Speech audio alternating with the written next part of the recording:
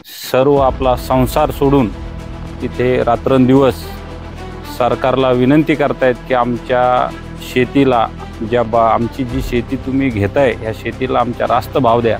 ह्या बहुमताच्या जोरावर सर्व शेतकऱ्यांना सर्व व्यापाऱ्यांना चिराडण्याचं काम हे सरकार करत आहे। महाराष्ट्राचा माजी मुख्यमंत्री भाजपमध्ये गेल्यावर मुग गिळून कसा गप्प आहे? तुम्ही भाजपमध्ये गेले तर कशाला गेले? ईडीच्या मुळे गेले का गेले कशामुळे? का की हा जो जालना नांदेड महामार्ग आहे हा तुम्ही रद्द करावा, आमच्यावर खूप मोठे उपकार होतील।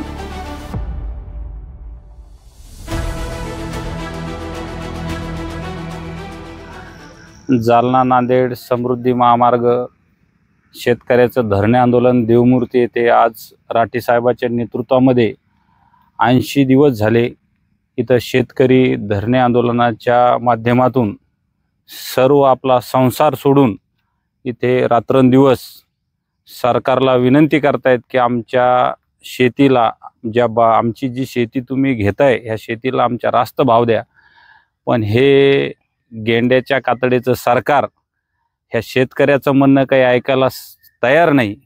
कारण यांना असं झालेलं आहे की यांनी जे बहुमत प्राप्त केलेलं आहे ह्या बहुमताच्या जोरावर सर्व शेतकऱ्यांना सर्व व्यापाऱ्यांना चिराडण्याचं काम हे सरकार करत आहे। आणि ज्या माणसाने म्हणजे ज्या नेत्याने माजी मुख्यमंत्री अशोकराव चव्हाण यांनी जो त्यांच्या स्वप्नातला ड्रीम प्रोजेक्ट म्हणजे जालना नांदेड महामार्ग ते काँग्रेसमध्ये असताना किंवा ते सत्तेत असताना त्यांनी घोषणा केली, आज म्हणजे ते स्वतः मुख्यमंत्री होते, त्यांचे वडील पण मुख्यमंत्री होते, त्यांचं खूप कार्य मोठं आहे। पण यांचं कार्य भाजपमध्ये गेल्यापासून हे शून्य झालेलं आहे। कारण की यांचा स्वतःचा ड्रीम प्रोजेक्ट असताना नांदेडच्या जमिनी चाललेल्या असताना मराठवाड्यातल्या जालना परभणी जिंतूर त्याच्यानंतर नांदेड ह्या 3-4 जिल्ह्यातल्या जमिनी जात असताना महाराष्ट्राचा माजी मुख्यमंत्री भाजपमध्ये गेल्यावर मुग गिळून कसा गप्प आहे? आणि एक शेतकऱ्याचा पुत्र असताना सुद्धा शेतकऱ्यावर ही आत्महत्येची वेळ ही संघर्ष करण्याची वेळ जर कोणी आणली असेल तर मला सुरुवातीला असं वाटतं की हा ड्रीम प्रोजेक्ट किंवा हे समृद्धीच्या नावाखाली अशोक चव्हाणांनी आणली। आज असा माझा शेतकरी पुत्र म्हणून एक बाधित पुत्र म्हणून माझा अशोक चव्हाणांवर थेट आरोप आहे।